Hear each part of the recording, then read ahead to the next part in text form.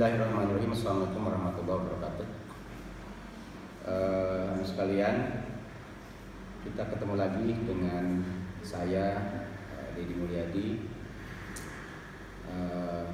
Saya sebagai salah satu dosen Fakultas Hukum Unsur yang mengampu mata kuliah ilmu negara.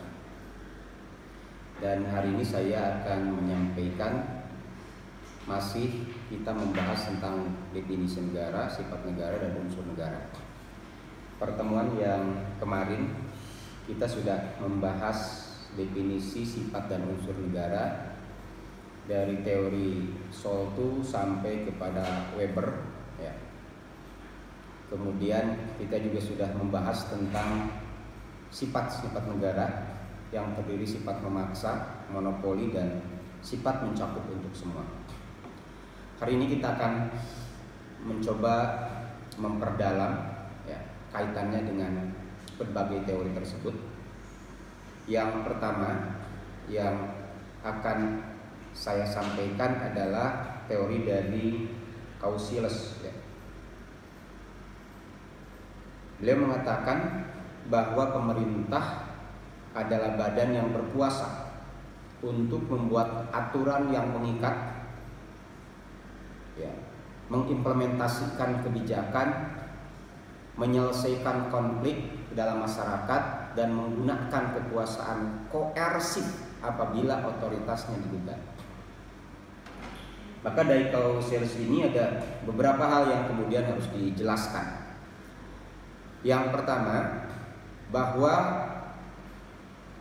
pemerintah adalah badan yang berkuasa untuk membuat aturan yang mengikat. Kalau kita bicara dalam perspektif aturan yang mengikat, maka di dalam Undang-Undang Nomor 15 Tahun 2019 dijelaskan tentang sistematika atau hierarki perundang-undangan.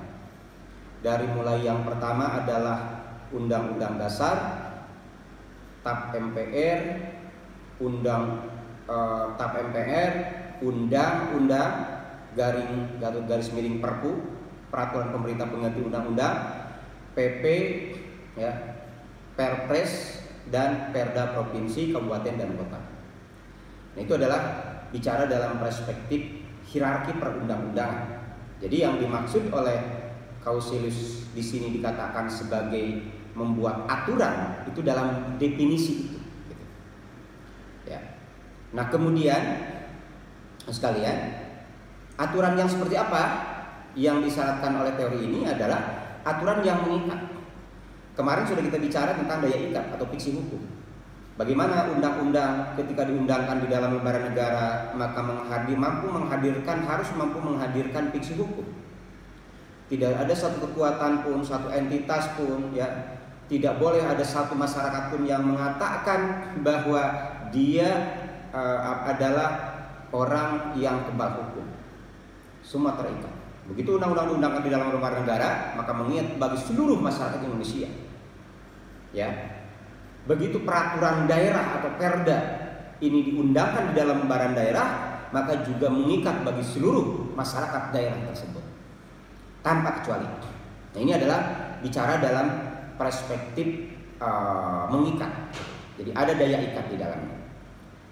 Selanjutnya, teori ini juga mengatakan, ya, pemerintah itu mengimplementasikan kebijakan. Sekalian, bagaimana kemudian pemerintah mencoba mengimplementasikan kebijakan? Misalnya dari Undang-Undang Kesehatan jelas bahwa ketika terjadi sebuah problem di masyarakat kaitannya dengan terjadinya sebuah wabah yang sangat luar biasa, maka otoritas yang boleh melakukan kebijakan lockdown misalnya hanya presiden saja. Ya, itu jelas. Jadi tidak ada, sekali lagi, gubernur, bupati, wali kota boleh melockdown sendiri. Ya, karena di dalam teori negara kesatuan atau unity system, maka otoritas yang tertinggi yang diakui secara teori negara kesatuan adalah hanya pemerintahan pusat. Di dalam hal ini adalah presiden ketika bicara tentang eksekutif. Jadi artinya ketika bicara tentang lockdown, ya kaitannya dengan virus corona sekarang, yang boleh melakukan itu hanya presiden. Gubernur, bupati, wali kota tidak boleh melakukan itu. Ya, itu jelas di dalam undang-undang tentang kesehatan, undang-undang tentang kepresidenan, undang-undang tentang pemerintahan daerah, itu jelas. Jadi otoritas itu adalah otoritas pemerintahan pusat. Kaitannya tadi dengan teori negara kesatuan atau unity system.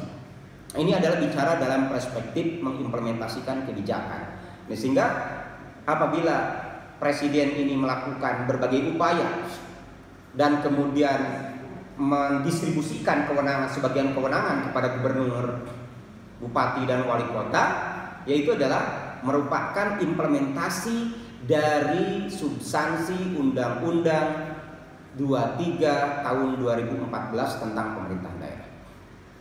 Di mana di dalam Undang-Undang pemerintahan daerah dijelaskan ada kewenangan pemerintahan pusat, ada kewenangan pemerintahan daerah. Ya. Ada desentralisasi, ada dekonsentrasi. Misalnya gubernur itu tidak hanya prosesnya desentralisasi, dia pun juga menjadi pejabat dekonsentrasi.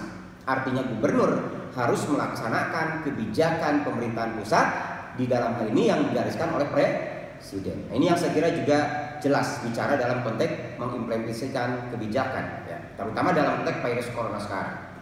Ya, nah sehingga kalaupun terjadi debatable di medsos, di media TV, kaitannya dengan rencana lockdown dari beberapa daerah misalnya. Kalau kita bicara dalam perspektif regulasi maka tidak bisa. Yang boleh melakukan kebijakan lockdown dalam konteks alternatif atau solusi daripada penyebaran virus corona hanya presiden. Dan itu adalah bagian daripada kewenangan presiden sebagai kepala pemerintahan dan kepala negara. Selanjutnya anak sekalian,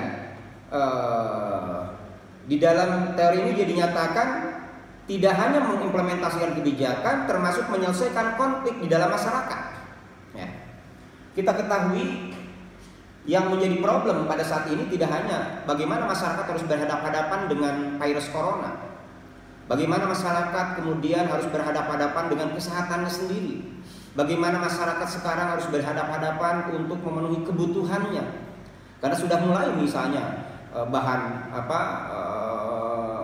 bahan pokok sudah mulai agak problematis sekarang karena tidak sedikit misalnya orang melakukan borong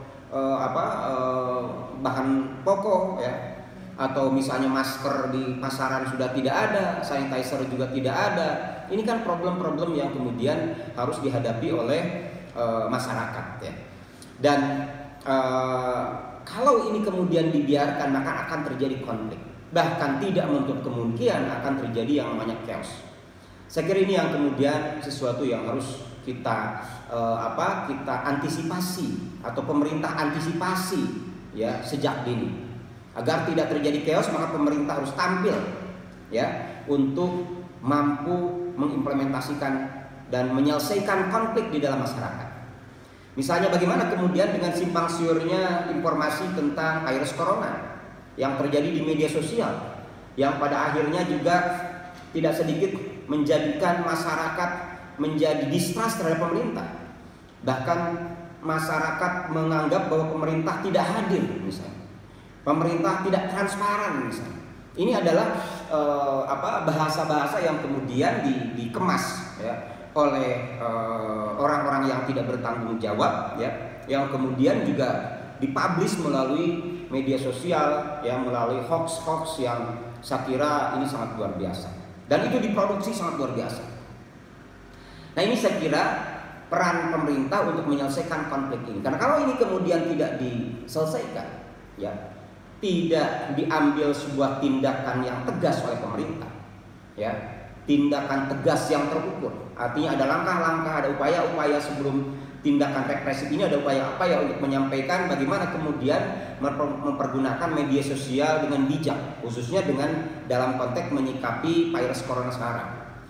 Maka kalau itu tidak dilakukan, maka saya termasuk orang yang yakin bahwa akan terjadi chaos di negara kita. Bahkan seperti pendapat para pakar yang mengatakan bisa jadi ini akan virus corona ini akan mengakhiri pemerintahan sekarang misalnya. Nah, artinya apa? Sekalian, bahwa pemerintah harus tampil, seperti dalam teori dikatakan, menyelesaikan konflik di masyarakat. Bagaimana pemerintah hadir untuk menyelesaikan itu? Ya, dengan cara pemerintah memberikan informasi satu pintu, ya, jangan terlalu banyak pintu, ya, supaya jelas, ya, guidance-nya. Kemudian juga pemerintah mengambil sikap yang jelas ketika masyarakat, ada sebagian masyarakat yang dianggap melakukan pelanggaran hukum, ya.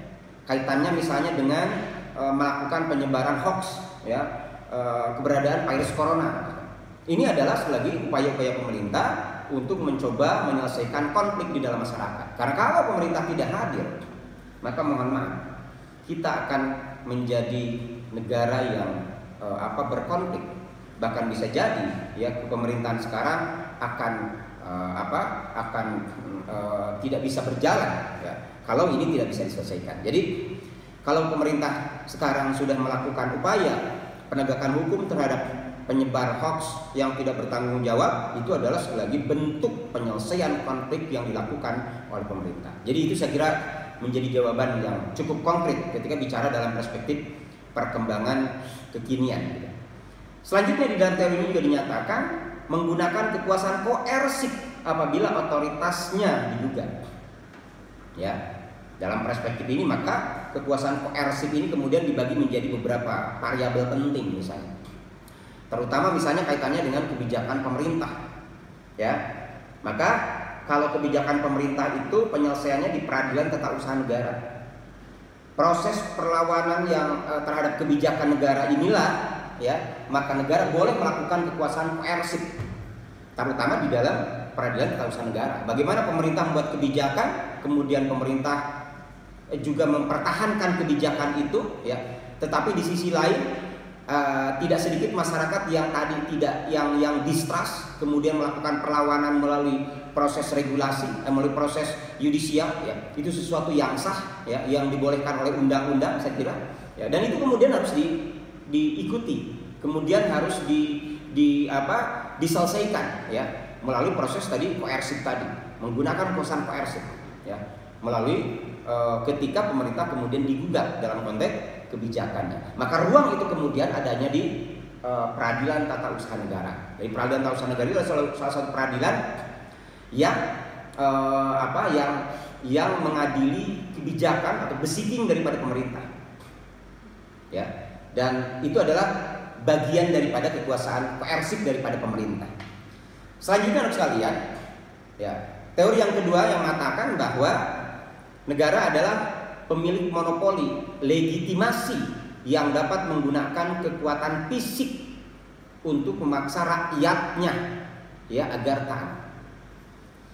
Jadi teori yang kedua, negara adalah pemilik monopoli legitimasi yang dapat menggunakan kekuatan fisik. Anu sekalian, kalau kita bicara dalam perspektif negara sebagai pemilik monopoli legitimasi yang dapat menggunakan kekuasaan fisik, ya. Jadi bahasa monopoli itu maka ya tidak ada institusi lain, ya, yang boleh melakukan mengeluarkan legitimasi dalam perspektif regulasi, hanya negara. Jadi walaupun misalnya katakanlah banyak lembaga swadaya masyarakat, LSM, ya, atau lembaga non pemerintah, ornov, ya, yang mempunyai banyak pengikutnya, tetapi sekali lagi tidak boleh dan tidak boleh, ya, mengalahkan fungsi monopoli legitimasi dari pemerintah atau negara. Jadi hanya negara yang boleh melakukan itu, ya, monopoli legitimasi. Artinya yang boleh mengeluarkan regulasi itu hanya pemerintah. Maka itu jelas diatur di dalam Undang-Undang Nomor 15 Tahun 2019. Nah, monopoli regulasi atau legitimasi itu untuk apa? Ya, adalah untuk digunakan dalam rangka kekuatan fisik untuk memaksa masyarakat agar taat atas berbagai kebijakan yang telah diformulasi. Ya. Jadi monopoli legitimasi yang dipergunakan kekuatan fisik ya untuk memaksa rakyat ya taat atas berbagai kebijakan yang telah diformulasi. Jadi ketika pemerintah melakukan atau negara membuat sebuah kebijakan, maka tidak ada ruang sesungguhnya bagi masyarakat untuk tidak menyatakan tidak setuju. Kalau lihat teori ini, tetapi di dalam praktek bernegara di negara kita sebagai negara demokrasi, maka ada ruang. Misalnya ada ruang judicial. Bagaimana kemudian orang tidak setuju dengan kebijakan negara, maka bisa digugat di peradilan tata usaha negara kaitannya dengan kebijakan. Atau misalnya ketika masyarakat tidak setuju dengan kebijakan pemerintah, maka bisa digunakan mekanisme peradilan peradilan yang dilakukan oleh banyak orang itu namanya apa istilahnya, peradilan yang dilakukan oleh banyak orang itu misalnya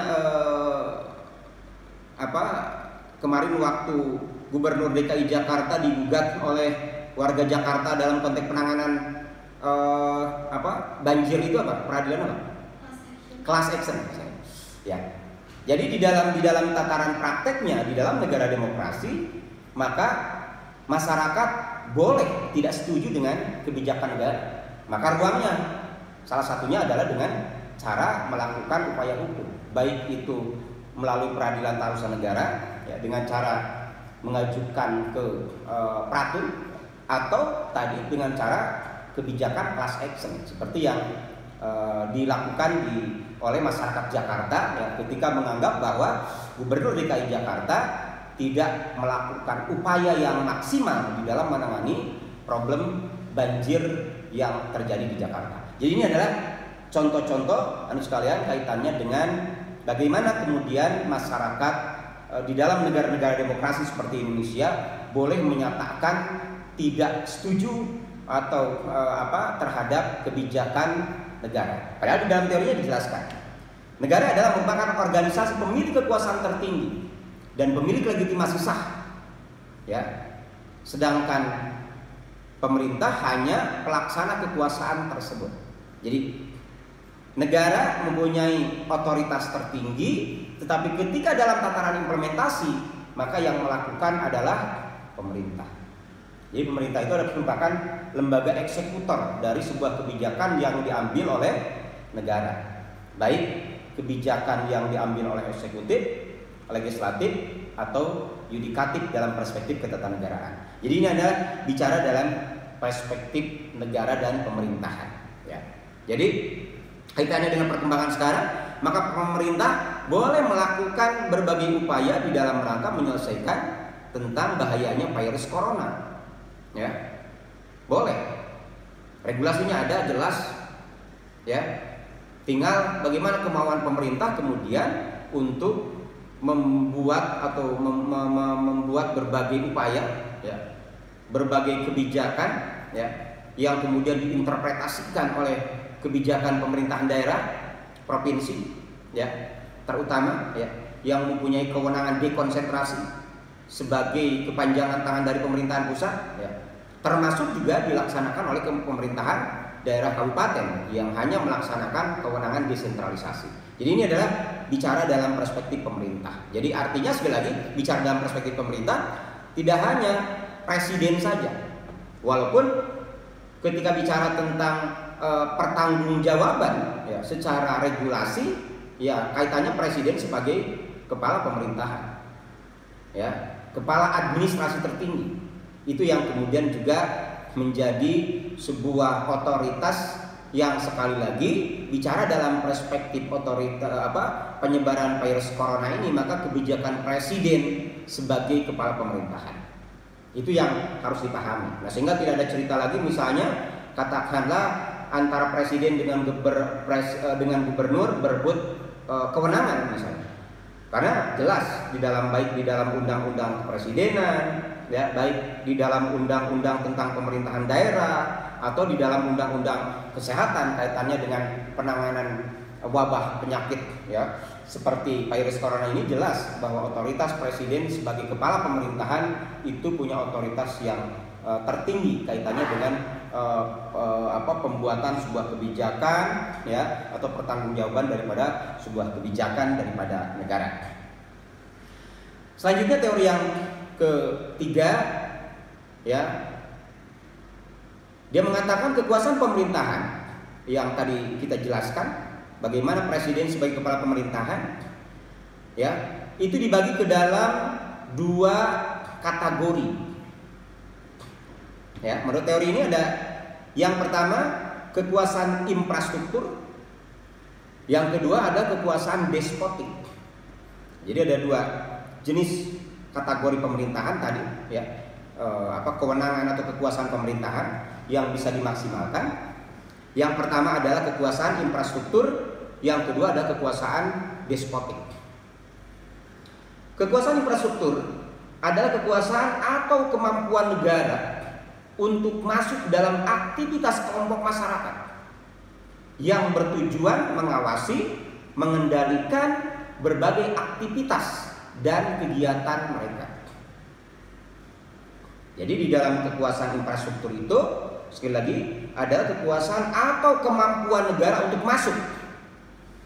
Nah, dalam perspektif ini kemudian, kalau kita bicara dalam perspektif pembelajaran di kampus, maka kekuasaan negara untuk masuk dalam aktivitas kelompok masyarakat, misalnya kalau di kampus itu yang masuk ke dalam aktivitas kelompok masyarakat di kampus itu, maka ada aktivitas kelompok dalam melakukan pembelajaran, maka di sana ada dosen, di sana ada mahasiswa misalnya. Maka kalau itu dikatakan sebagai kelompok masyarakat, maka harusnya di sana ada negara dalam perspektif kekuasaan infrastruktur, ya. Tetapi kemudian yang menjadi pertanyaan, ketika terjadi proses pembelajaran, ada dosen dan ada mahasiswa di dalam satu kelas, menurut teori ini dikatakan ada kekuasaan infrastruktur. Di sana ada negara. Nah, sekarang pertanyaannya, di mana posisi negara ketika bicara dalam konteks kekuasaan infrastruktur? Ini yang kemudian menjadi sebuah pertanyaan yang saya kira perlu pendalaman, ya.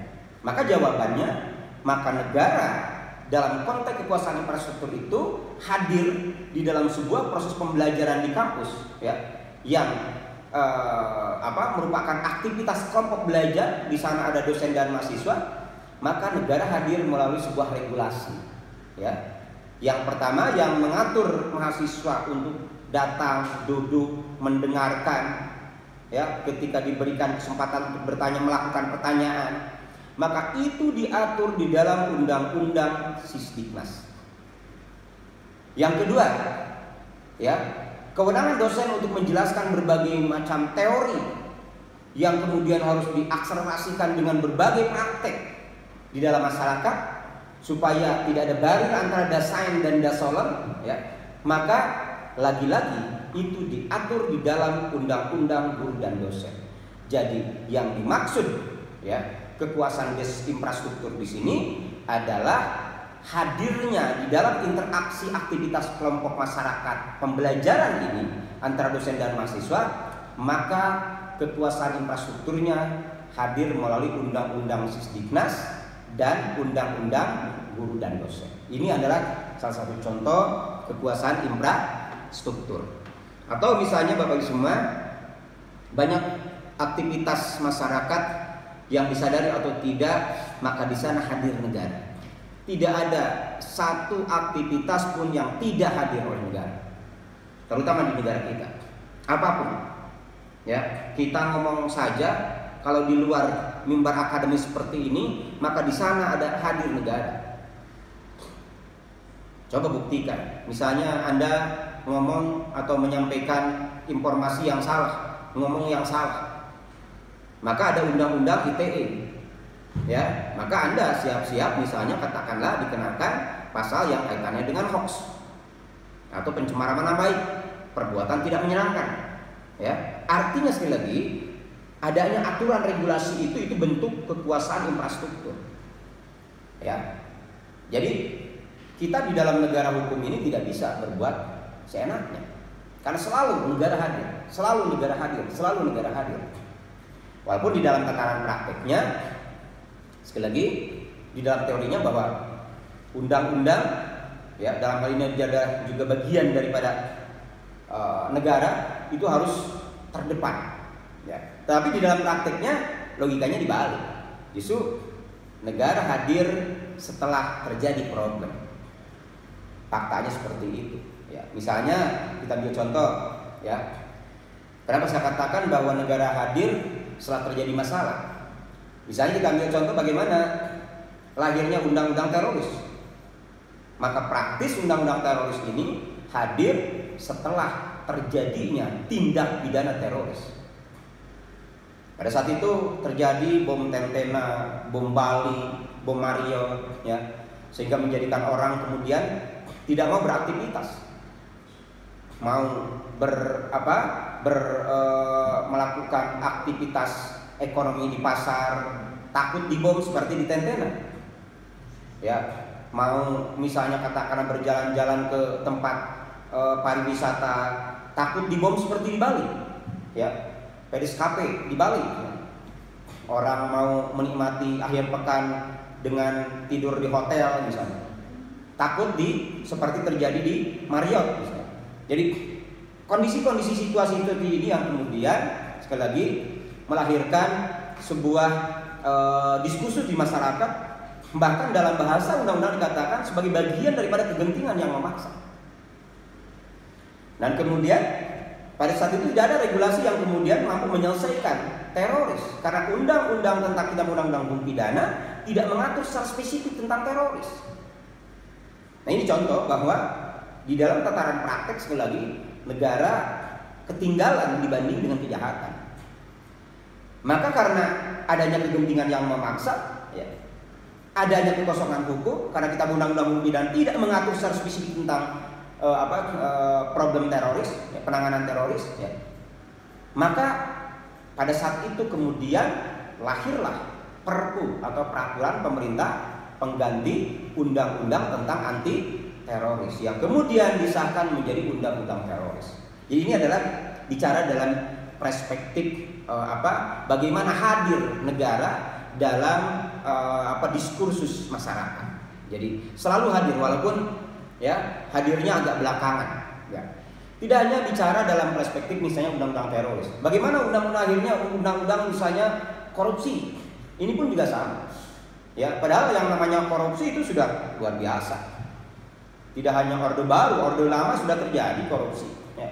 Bahkan kalau kita bicara tentang historical korupsi itu mulai dari pada zaman POC misalnya, ya. Kalau kita bicara tentang sejarah, maka POC adalah lembaga yang pertama melakukan korupsi. Bahkan sampai bangkrut akhirnya kemudian diserahkan kepada pemerintahan Hindia Belanda pada saat itu. Karena POC-nya bangkrut. Kenapa bangkrut? Karena terjadi korupsi di badan POC. Jadi yang namanya korupsi di Indonesia sudah sangat lama. Bukan ahistoris, sudah sangat historical, ya. Dan apa yang terjadi? Ya, tetapi penegakan undang-undang korupsi itu baru dilakukan setelah runtuhnya Orde Baru. Ya. Kita juga mengenal misalnya beberapa regulasi yang diciptakan oleh Orde Baru kaitannya dengan penyelesaian korupsi. Ya, tetapi tidak efektif. Tetapi pasca runtuhnya Orde Baru maka lahirlah yang namanya undang-undang anti korupsi yang berawal lagi-lagi dari Perpu, ya. Nah, syarat Perpu maka kemudian ada 3. Yang pertama ada kegentingan yang memaksa.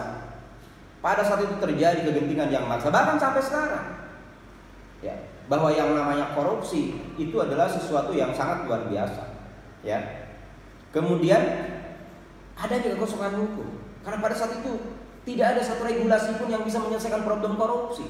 Kenapa? Karena kitab undang-undang hukum pidana dibuat sangat minimalis, tidak bisa menjangkau modus operandi daripada pelaksanaan korupsi. Ya, artinya ada kekosongan yang memaksa. Maka karena ada kegentingan yang memaksa, ada kekosongan hukum, maka kemudian lahirlah yang namanya Perpu anti korupsi yang kemudian diundangkan menjadi undang-undang tentang anti korupsi. Jadi adik sekalian, ini yang kemudian ketika kita berbicara tentang posisi negara, ya, atau pemerintahan, ya. Nah, ini yang saya kira kaitannya dengan kekuasaan infrastruktur tadi, ya. Jadi dalam menangani proses korupsi, maka kekuasaan infrastrukturnya adalah lahirnya undang-undang tentang anti korupsi. Dan konteks diskursus teroris, maka kekuasaan infrastrukturnya adalah lahirnya undang-undang tentang anti teroris. Dalam konteks diskursus misalnya tentang pendidikan, maka kekuasaan infrastrukturnya adalah lahirnya undang-undang tentang pendidikan nasional. Jadi ini adalah bicara dalam perspektif kekuasaan infrastruktur. Yang kedua, yang kemudian juga bentuk kekuasaan pemerintah yang kedua, ada kekuasaan despotik, ya. Kekuasaan despotik adalah bentuk-bentuk kekuasaan yang dilaksanakan oleh negara untuk memaksakan keinginannya dalam masyarakat demi kepentingan tertentu. Kalau saya kemudian mencoba berpikir husnudon, ya, dalam konteks kekuasaan negara, ya, dikaitkan dengan kekuasaan despotik, misalnya, bukankah kekuasaan negara yang dipraktekkan di dalam undang-undang lalu lintas yang mengharuskan barang siapa pakai motor harus pakai helm, itu bentuk kekuasaan elit penguasa, terutama pengusaha helm, misalnya. Bisa saja begitu, ya, karena yang produsen helm ini tidak banyak orang, ya. Artinya ada tangan-tangan untouchable yang kemudian masuk ke dunia pemerintah, ya, untuk kemudian menggolongkan atau membuat sebuah regulasi untuk kepentingan kepentingan bisnisnya. Atau misalnya kalau lagi-lagi kalau kita berbicara tentang sesuatu yang husnudon tadi, ya, apakah bisa misalnya kebijakan pemerintah mengganti dari minyak tanah ke gas itu bentuk kekuasaan despotik misalnya? Karena faktanya sekarang, ya, yang menguasai bisnis gas di Indonesia itu adalah hanya kelompok-kelompok pengusaha tertentu saja misalnya. Ini adalah contoh-contoh Bapak Ibu semua, teman-teman sekalian, kaitannya dengan kekuasaan despotik, gitu.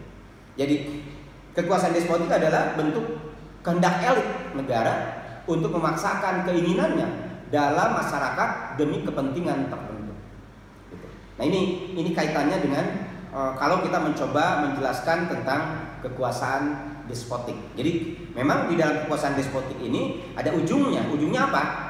Kepentingan tertentu. Jadi itu yang kemudian harus diinterpretasikan. Kepentingan tertentu itu siapa? Maka kepentingan tertentu ini kemudian bisa diilustrasikan sebagai kepentingan pengusaha misalnya, atau kepentingan kelompoknya, atau kepentingan tertentu misalnya. Atau misalnya kita ambil contoh, bagaimana kasus kasus yang sekarang sedang ramai itu kaitannya dengan korupsi yang terbesar sekarang itu, yang sedang ramai,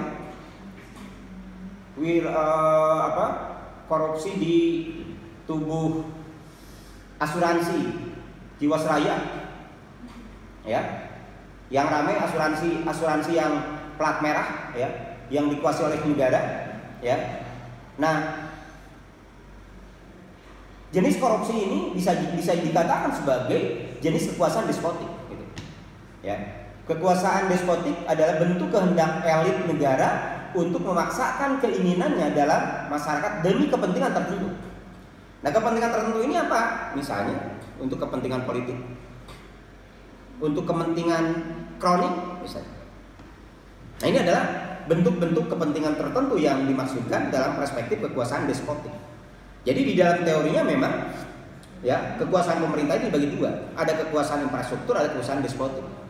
Jadi teorinya sudah mengatakan demikian. Jadi artinya sekali lagi, ketika kita mencermati kebijakan pemerintah, jangan seolah-olah bahwa kebijakan pemerintah itu lahir di ruang yang hampa. Artinya kebijakan pemerintah itu, ya, sangat erat kaitannya baik dengan kekuasaan infrastruktur atau kekuasaan despotik yang ujungnya adalah kepentingan tertentu. Nah ini saya kira penting ya ketika bicara dalam perspektif kekuasaan pemerintahan yang secara teori dikatakan menjadi dua, kekuasaan infrastruktur dan kekuasaan despotik. Selanjutnya sekalian kita masuk ke dalam unsur negara. Unsur negara di dalam teori konvensional, saya katakan teori konvensional karena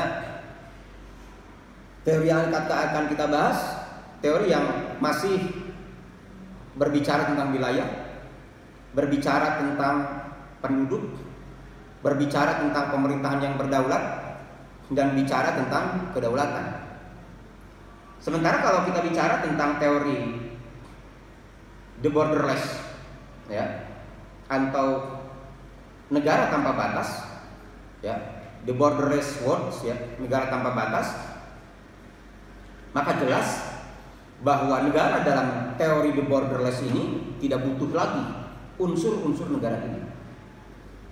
Bahkan sekarang misalnya ketika orang Surabaya ada satu keluarga muda ya yang kemudian dia ingin keliling dunia, ya, dia hanya membeli sebuah truk engkel, kemudian dia desain sebagai sebuah rumah karena dia keluarga muda yang baru punya anak satu, ya, orang Surabaya.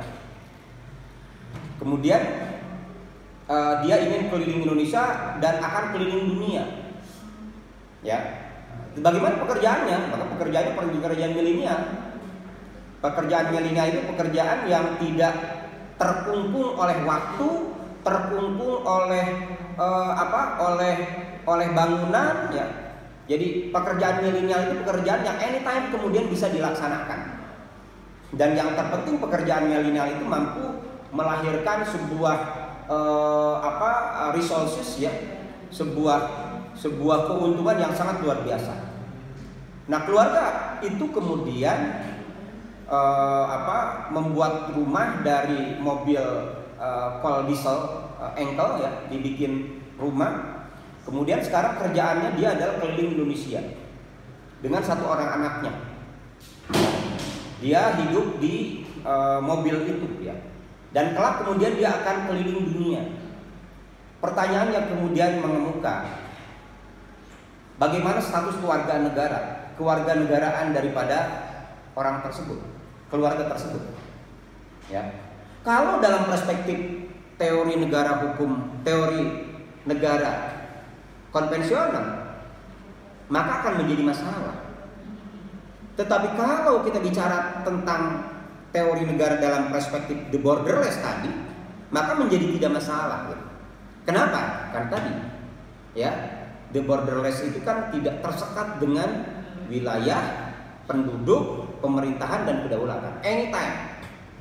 Nah, ini yang saya kira bicara dalam perspektif teori ilmu negara dalam perspektif kekinian. Bagaimana teori ilmu negara dalam perspektif konvensional yang akan kita bahas, karena literasi yang cukup kaitannya dengan ilmu negara adalah teori ilmu negara yang konvensional. Maka yang pertama yang menjadi unsur daripada negara itu ada wilayah. Setiap negara menduduki tempat tertentu di muka bumi dan mempunyai perbatasan tertentu. Bahkan tidak sedikit misalnya antar negara yang satu dengan negara yang lain berebut perbatasan. Dulu waktu Indonesia belum kaitannya dengan perbatasan antara Indonesia dengan Malaysia, maka, ya, tidak sedikit kemudian terjadi sengketa antara Indonesia dengan Malaysia, ya, bahkan dengan Timor Leste dan sebagainya. Ini yang kemudian juga bicara dalam perspektif wilayah, ya. Jadi perbatasan tertentu, ya. Kekuasaan negara, misalnya kita ambil contoh bagaimana terjadi sengketa antara Indonesia dengan Cina, kaitannya dengan Laut Cina Selatan. Bagaimana misalnya masyarakat atau para pencari ikan, ya, dari Cina, ya, kemudian masuk ke zona ekonomi eksklusif Indonesia untuk mencari ikan, ya. Versi Cina, ZEE kita itu adalah merupakan laut lepas yang boleh dieksplor oleh masyarakat dari manapun, termasuk juga dari Cina, gitu. Tetapi versi kita berbeda. ZEE itu nggak punya kita. Tidak boleh kemudian diambil ikannya oleh orang-orang atau para nelayan dari negara lain, hanya untuk nelayan negara kita. Nah, diskursus ini anak sekalian kaitannya dengan diskursus wilayah ketika bicara dalam perspektif unsur negara, gitu ya. Nah, selanjutnya di dalam teknik dikatakan kekuasaan negara mencakup seluruh wilayah, tidak hanya tanah, laut, ya, di sekelilingnya dan angkasa di atasnya. Jadi ini bicara dalam perspektif wilayah. Jadi dari bawah sampai ke atas, ya, itu bicara dalam perspektif wilayah. Ya. Tetapi dalam hal tertentu memang, ya, implementasinya berbeda. Ya.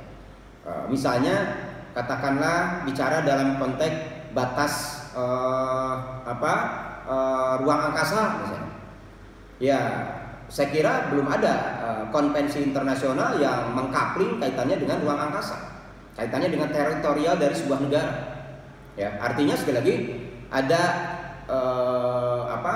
sebuah kewenangan yang sesungguhnya memang bisa jadi ya, tidak ada regulasi yang cukup untuk mengaturnya. Misalnya bagaimana memanfaatkan ruang angkasa. Sekarang kan ruang angkasa itu dimonopoli hanya oleh negara besar misalnya, ya, Cina, Amerika misalnya, Rusia misalnya. Pertanyaannya bagaimana bisa negara kecil, Indonesia misalnya, ya, atau negara-negara kecil yang lain misalnya Timor Leste misalnya.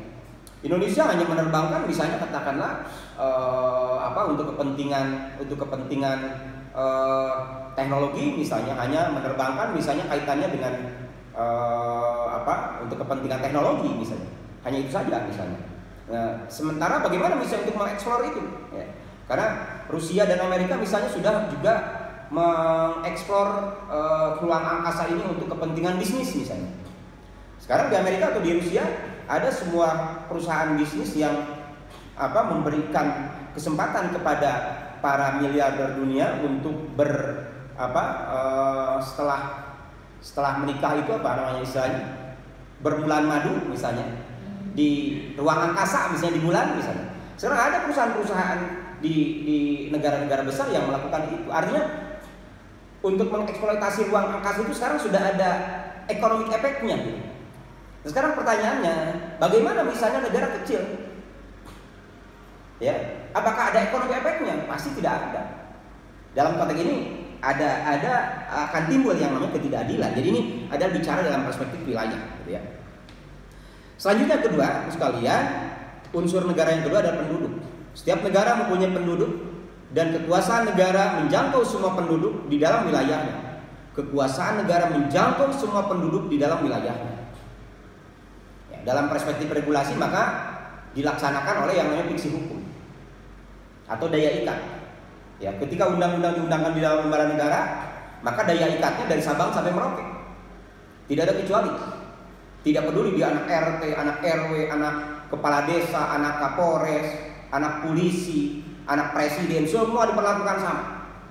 Itu bicara dalam perspektif daya ikat. Artinya sekali lagi, dalam perspektif penduduk ini, maka negara menjangkau semua penduduk melalui sebuah regulasi salah satunya, ya, di dalam wilayahnya, ya. Dengan memperhatikan pertama kaitannya yang bicara tentang penduduk adalah bicara dalam perspektif faktor-faktor seperti kepadatan penduduk. Ini yang kemudian juga menjadi problem banyak negara sekarang, terutama negara-negara yang mempunyai kepadatan penduduk yang sangat luar biasa. Karena kalau kita bicara tentang kepadatan penduduk, maka Indonesia adalah negara yang keempat terbesar penduduknya di dunia. Ya. Yang pertama adalah Cina, yang kemudian juga dihajar oleh virus corona kemarin, ya. Yang kedua, tapi ternyata memang tidak cukup untuk mengurangi, ya, sepersekiannya penduduk Cina, ya. Yang kedua adalah India, ya. Yang ketiga adalah Amerika, dan yang keempat adalah Indonesia. Jadi ini adalah bicara tentang kepadatan penduduk, ya. Bicara tentang kuantitas daripada penduduk. Nah, yang dimaksud dengan faktor kepadatan penduduk di sini, ya, misalnya kita bicara tentang kota metropolitan. Malaysia punya ibu kota yang lama. Ibu kota yang lama Malaysia itu apa? Kuala Lumpur misalnya. Yang sekarang kemudian sudah diganti menjadi ibu kotanya apa? Ibu kota Malaysia, Putrajaya misalnya. Ya, Kuala Lumpur itu adalah merupakan daerah yang sudah dikatakan metropolitan, ya. Sudah sangat maju dan penduduknya luar biasa. Ya. Jadi representasi masyarakat Malaysia itu adanya di Kuala Lumpur. Bagaimana dengan Indonesia? Indonesia juga punya Jakarta misalnya. Jakarta itu adalah daerah metropolitan yang sangat padat penduduknya. Ya. Bahkan Jakarta itu merupakan juga representatif dari Indonesia. Ya. Nah sehingga memang Jakarta dan Kuala Lumpur di Malaysia, ya, dianggap oleh para pakar kependudukan, ya, itu atau lingkungan dianggap sudah merupakan daerah yang tidak ideal lagi menjadi ibu kota. Maka Malaysia kemudian mengambil sikap yang jelas dengan cara, ya, mengganti ibu kota dari ibu kota Malaysia yang asalnya Kuala Lumpur kemudian menjadi Putrajaya. Kemudian Indonesia pun juga sekarang oleh kebijakan Presiden Jokowi, ya, akan mengganti ibu kota negara dari DKI Jakarta menjadi Kalimantan misalnya, ya. Nah, ini adalah saya bicara dalam perspektif kepadatan penduduk. Karena kepadatan penduduk ini juga sekalian juga berdampak kepada banyak hal. Misalnya kalau kita bicara dalam peredaran uang di Indonesia, ya, maka peredaran uang di Indonesia itu 80% peredarannya ada di DKI Jakarta, ada di Jakarta. Artinya 20% itu beredar di daerah yang lain. Tapi 80% peredarannya di Jakarta. Nah sehingga tidak heran kalau misalnya tidak sedikit orang-orang dari daerah kemudian berbondong-bondong untuk pergi ke Jakarta. Maka lahirlah istilah yang namanya urbanisasi. Ini yang kemudian juga menjadi salah satu faktor terjadinya kepadatan penduduk di daerah-daerah metropolitan, ya. Termasuk juga di Manila dan sebagainya. Saya kira problemnya relatif sama. Selanjutnya kaitannya dengan penduduk juga bicara tentang tingkat pembangunan. Kan sekalian, kalau kita bicara dalam perspektif banjir di Jakarta, maka relatif banjir di Jakarta itu tidak mungkin bisa diselesaikan dengan kebijakan-kebijakan yang tidak sistematis. Kenapa demikian? Karena yang pertama, yang kemudian juga menjadi salah satu penyumbang besar terjadinya banjir di Indonesia adalah tidak di Jakarta, tidak terkendalinya tingkat pembangunan di Jakarta. Ya, di mana bahwa yang namanya perkantoran, gedung-gedung tinggi, ya, itu kan menghabiskan space, ya, bagi ruang-ruang terbuka hijau. Otomatis penyerapan daripada air hujan yang harusnya kemudian diserap ke dalam tanah, maka kemudian itu menjadi air permukaan dan pada akhirnya menjadi banjir. Belum lagi misalnya di Jakarta tingginya permukaan air dibanding dengan permukaan tanah misalnya, itu pun juga menjadi masalah. Ya karena di Jakarta itu yang namanya illegal mining ini menjadi masalah, ya. Yang namanya pencurian mining, ya, ataupun pasir, ya, itu luar biasa dan tidak terkendali, ya. Dan yang herannya, ya, di Jakarta mining dicuri, dijual ke Singapura. Singapura semakin banyak daratannya karena reklamasi di Singapura menjadi sesuatu yang wajib, sementara di Indonesia tidak sedikit nanti pulau-pulau akan tenggelam, termasuk Jakarta. Itu problem illegal mining yang sampai saat ini menjadi masalah di negara kita. Nah ini anak sekalian bicara dalam perspektif tingkat pembangunan. Jadi memang tingkat pembangunan juga tidak hanya berdampak positif atau berimpak positif kaitannya tadi dengan bagaimana perputaran uang di Jakarta yang menurut pakar ekonomi berkisar 80%, ya. Itu perputarannya di Jakarta, otomatis impact ekonomi sangat luar biasa, ya. Tetapi di sisi lain tadi, ya, eksploitasi terhadap sumber daya alam yang ada di Jakarta juga mengakibatkan Jakarta merupakan hunian yang paling tidak ramah. Ya, nah sehingga memang wajar ketika Presiden kemudian berencana akan memindahkan ibu kota dari Jakarta ke Kalimantan. Nah, ini adalah salah satu reasoning, argumentasi yang kemudian juga perlu kita diskusikan di kampus. Selanjutnya kami kaitkan dengan penduduk juga berbicara tentang tingkat kecerdasan. Ini penting, ya, karena kuantitas penduduk itu harus berbanding lurus dengan kualitas penduduk. Kita berbicara tentang bonus demografi.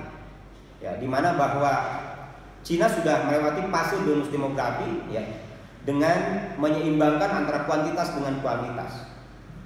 Bagaimana kalau misalnya antara kuantitas dan kualitas ini tidak bisa diseimbangkan dalam perspektif bonus demografi?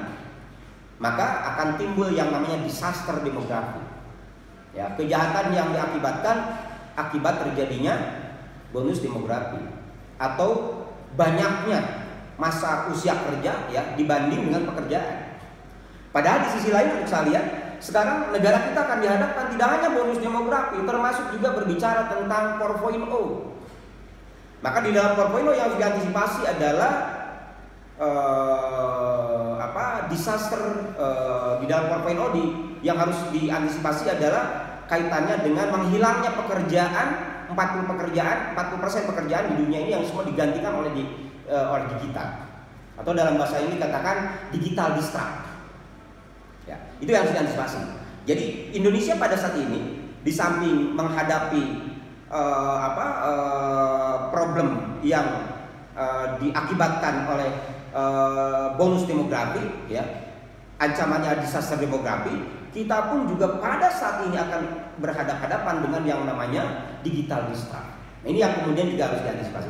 Ini adalah berbicara tentang problem kecerdasan. Karena hanya masyarakat yang cerdaslah yang kemudian akan mampu bertahan di dalam menyelesaikan problem tadi, baik digital disrupt ataupun disaster demografi. Nah, untuk itu memang tingkat pendidikan menjadi sangat penting, ya, ketika bicara dalam perspektif kepadatan penduduk. Selanjutnya masih bicara juga tentang penduduk, maka bicara tentang homogenitas. Ya, homogenitas itu adalah perbedaan. Ya, Jakarta itu saya katakan tadi di awal bahwa merupakan prototipe daripada Indonesia. Semua suku ada di Jakarta. Ya. Semua demikian juga misalnya di Malaysia, di Kuala Lumpur. Semua suku ada di Kuala Lumpur. Jadi tingkat homogenitasnya tinggi. Nah, apa yang menjadi problem homogenitas ketika bicara tentang penduduk? Maka biasanya terjadi gesekan antar suku. Dikenal ada yang namanya gesekan ras. Ya.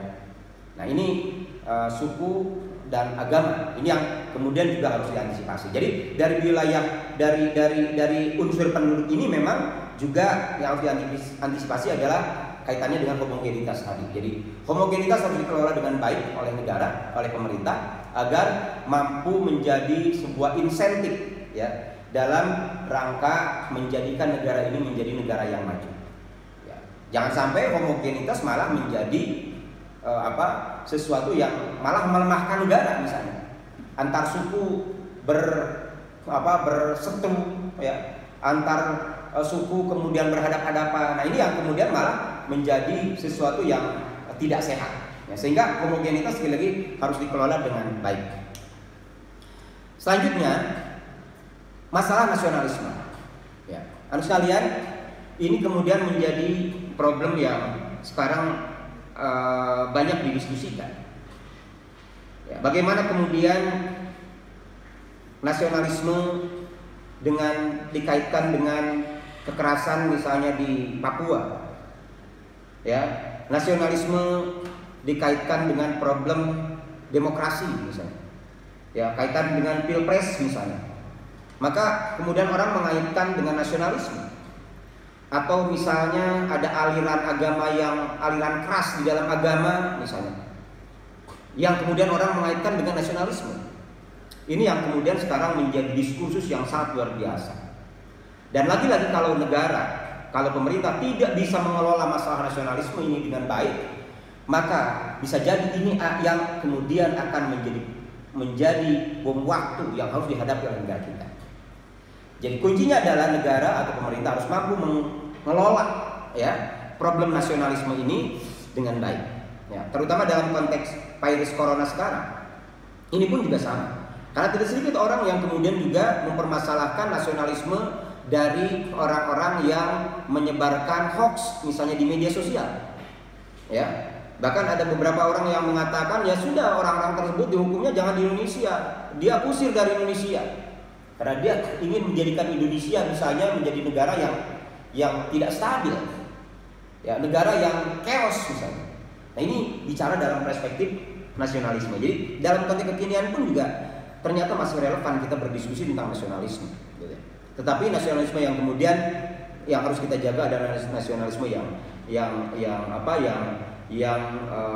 dibingkai dengan tentunya dengan Pancasila dan Uud 45. Ini adalah jelas guidance-nya adalah Pancasila dan Uud 45. Itu yang kemudian bicara dalam perspektif masalah nasionalisme. Selanjutnya sekalian, kaitannya dengan pemerintahan. Yang ketiga, unsur yang ketiga. Setiap negara mempunyai suatu organisasi yang berwenang untuk merumuskan dan melaksanakan keputusan yang mengikat bagi seluruh penduduk di dalam wilayahnya. Jadi yang dimaksud dalam pemerintah ini adalah salah satunya adalah bagaimana pemerintah melaksanakan tugas dalam konteks legislasi. Ya, karena kalau kita bicara dalam perspektif pengaturan negara, ya, maka salah satunya yang kemudian menjadi salah satu dasar dari beberapa pakar kaitannya dengan negara Indonesia adalah misalnya teori res politica dari Montesquieu. Dia mengatakan bahwa pengaturan negara ini diatur dengan teori res politica. Maka negara itu harus terdiri pada eksekutif, ya, pelaksana pada undang-undang, legislatif, pembuat undang-undang, yudikatif adalah lembaga yang memberikan reward and punishment. Ya. Itu adalah bicara dalam perspektif negara. Nah, sehingga kalau kita mencoba mendefinisikan pemerintah di sini, maka pemerintah dalam perspektif unsur negara ini adalah organisasi yang berwenang untuk merumuskan dan melaksanakan keputusan-keputusan yang mengikat bagi seluruh penduduk di dalam wilayahnya. Artinya di sini ada fungsi legislasi, ada fungsi yudikasi, ada fungsi aplikasi, dan ada fungsi evaluasi. Di dalam teori kebijakan ada 3 fungsi. Ya, yang pertama adalah legislasi atau pembuatan aturan. Ya, itu adalah fungsi pemerintahan atau negara. Yang kedua adalah fungsi aplikasi, ya, pelaksana aturan, ya, yang itu dilaksanakan oleh eksekutif. Ya, dalam hal ini dilaksanakan oleh penegak hukum, misalnya polisi, jaksa, hakim, ya, dan termasuk juga oleh lembaga pemasyarakatan, ya, pengacara. Itu adalah aplikasi. Dan terakhir adalah yudikasi. Yudikasi itu adalah lembaga pemasyarakatan, ya. Dan selanjutnya teori yang kemudian juga sekarang sedang didorong adalah evaluasi. Jadi di dalam teori kebijakan itu bertambah 1, ya, legislasi, aplikasi, yudikasi, dan evaluasi. Ya. Lembaga yang dimaksud lembaga evaluasi ini di dalam disertasi saya dikatakan, maka ada 3 kategori lembaga yang masuk ke dalam lembaga evaluasi. Yang pertama adalah judicial review yang dilakukan oleh lembaga peradilan.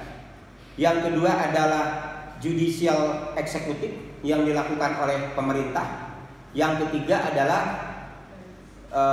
judicial legislatif, ya, melalui proses amandemen yang dilakukan oleh lembaga legislatif. Itu yang dimaksudkan sebagai dalam konteks teori kebijakan dikatakan sebagai legislasi, aplikasi, yudikasi, dan evaluasi. Jadi yang evaluasinya itu kaitannya dengan evaluasi dari sebuah kebijakan.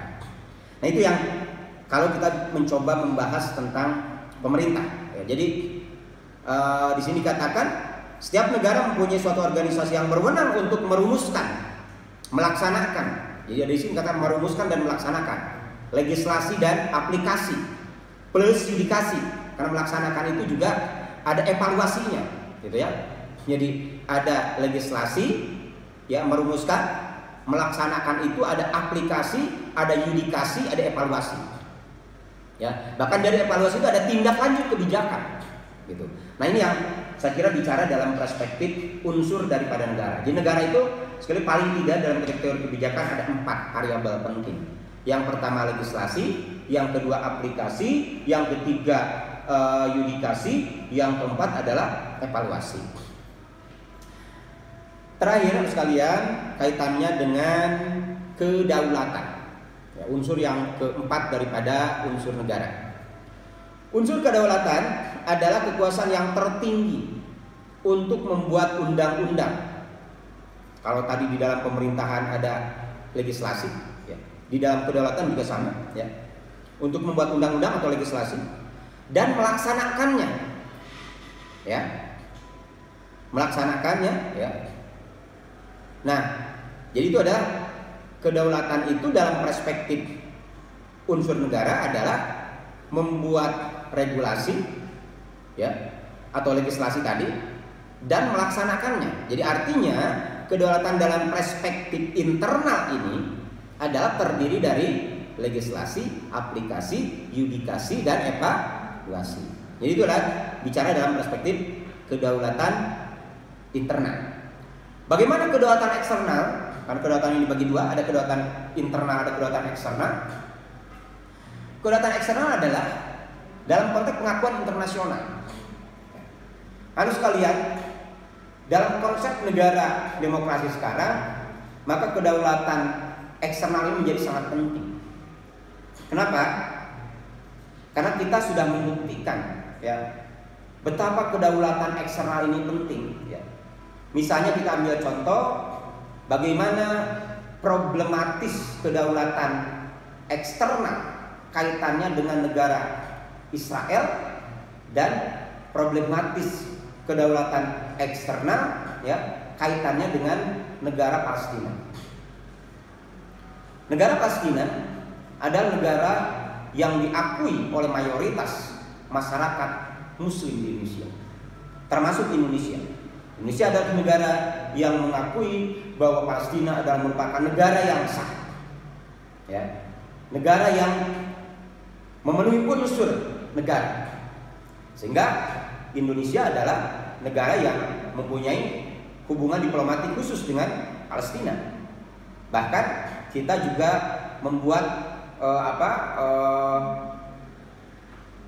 rumah sakit di Palestina misalnya. Kita juga sering membantu masyarakat Palestina misalnya. Ini adalah bentuk-bentuk pengakuan. Tidak hanya kita berjuang di PBB menjelaskan kepada banyak negara, ya, bahwa Palestina adalah negara yang layak, ya, untuk menjadi sebuah negara, ya, dengan parameter yang cukup, ya. Tetapi juga negara kita juga, ya, secara praktis juga mempergunakan otoritas itu untuk membantu negara Palestina di dalam menghadapi perjuangannya, terutama menghadapi Zionis Israel. Nah, ini adalah salah satu problem kedaulatan dalam perspektif negara. Tetapi yang menjadi masalah sekarang, ya, tidak sedikit negara-negara Eropa, terutama Amerika, ya, negara-negara Barat, yang tidak mengakui bahwa Palestina merupakan sebuah negara. Ini yang kemudian menjadi masalah. Bahkan ketika kita bicara dalam perspektif Presiden Palestina yang sangat fenomenal, siapa itu? Presiden Palestina yang fenomenal itu, Perdana Menteri Palestina itu, Yasser Arafat misalnya. Ya, Yasser Arafat itu adalah sebuah Perdana Menteri Palestina yang sangat fenomenal. Ya. Bahkan sampai meninggalnya Palestina selagi masih belum diakui oleh negara-negara Barat, terutama Amerika. Dan perjuangan yang dilakukan oleh Yasser Arafat luar biasa. Ya, ini sangat luar biasa. Ya, nah, tetapi sekali lagi di sisi lain, kalau kita juga lihat dalam perspektif problem kedaulatan negara Israel juga sama. Indonesia dan mayoritas negara-negara Muslim tidak mengakui bahwa Israel sebuah entitas negara. Ya, sampai sekarang. Bahkan Indonesia adalah satu negara yang tidak punya hubungan diplomatik dengan Israel. Sampai sekarang. Jadi ada dua sisi negara yang kemudian punya problem kedaulatan. Yang pertama adalah Palestina, tidak diakui keberadaannya oleh negara Amerika atau negara Barat dan negara Eropa. Di sisi lain ada negara Israel yang juga tidak diakui keberadaannya atau eksistensinya oleh negara-negara dengan mayoritas Muslim, termasuk Indonesia. Ini bicara dalam perspektif kedaulatan. Jadi artinya sekali lagi anak sekalian, maka problem kedaulatan dalam perspektif negara ini menjadi sangat penting. Menjadi sangat penting. Nah, sehingga memang ketika negara tidak mempunyai tidak diakui keberadaannya ya, oleh negara lain, maka akan menjadi problem. Ya, termasuk tadi Palestina dan Israel. Nah ini yang kemudian kalau kita bicara dalam perspektif kedaulatan.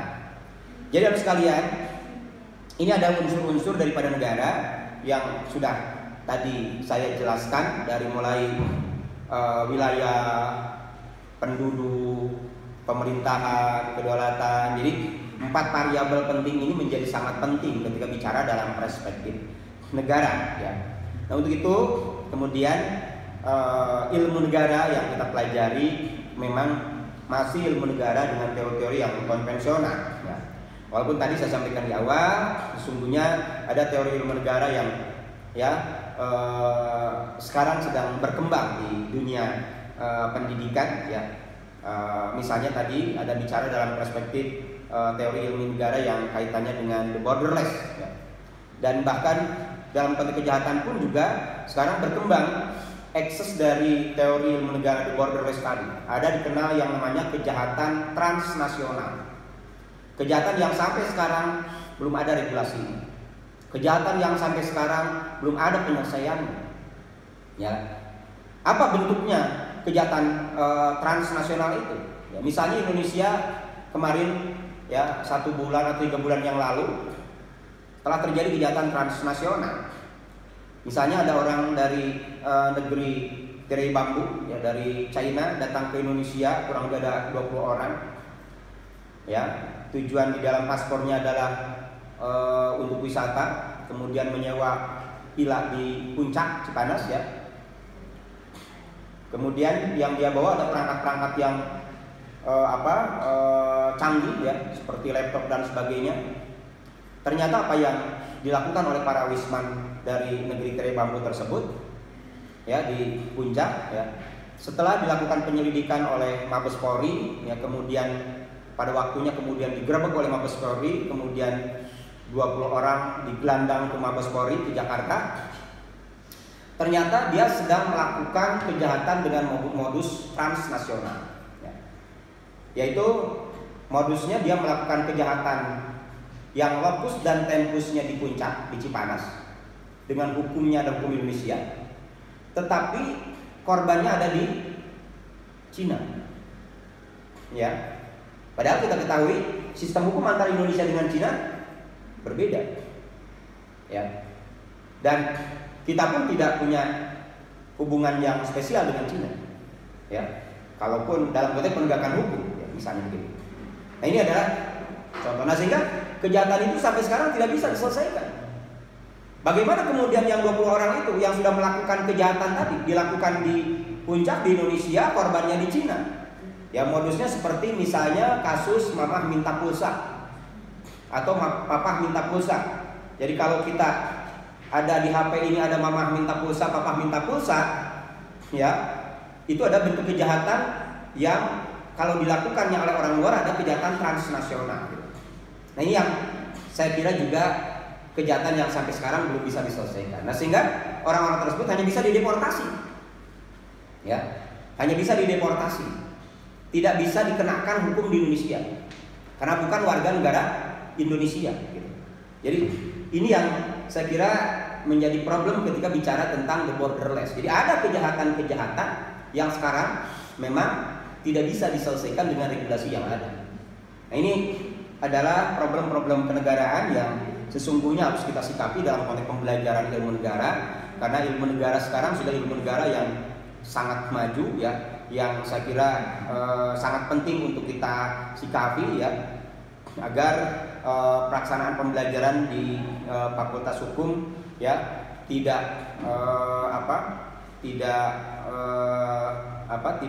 kehilangan aktualisasinya gitu. Jadi kita mencoba menjembatani antara dasain dan dasolen. Jadi di dalam proses pembelajaran ini harus kemudian dijembatani antara dasain dan dasolen, antara fakta dan kenyataan ya, antara kenyataan dengan teori. Nah itu yang saya kira juga harus kita jembatani di dalam proses pembelajaran. Baik kan sekalian, saya kira itu penjelasan kaitannya dengan pembahasan teori ilmu negara masih berbicara, tadi kita berbicara tentang kekuasaan pemerintahan yang dibagi menjadi kekuasaan infrastruktur dan kekuasaan despotik. Kemudian kita juga membahas tentang unsur-unsur daripada negara yang terdiri pada wilayah, penduduk, pemerintahan, dan kedaulatan. Itu saja yang perlu saya sampaikan dalam kesempatan yang baik ini. Mohon maaf atas segala kekurangannya dan kesalahannya. Billahi bisabillah. Wassalamualaikum warahmatullahi wabarakatuh.